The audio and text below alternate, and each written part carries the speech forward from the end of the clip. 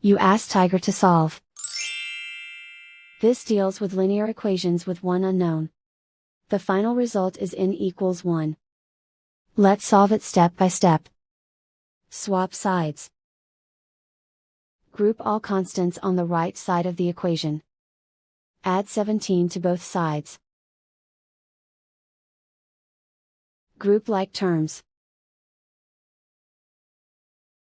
Simplify the arithmetic.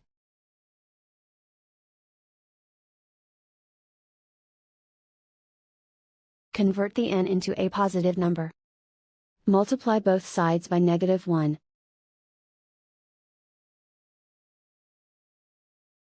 Remove the ones. Simplify the arithmetic. And so the final result is n equals 1.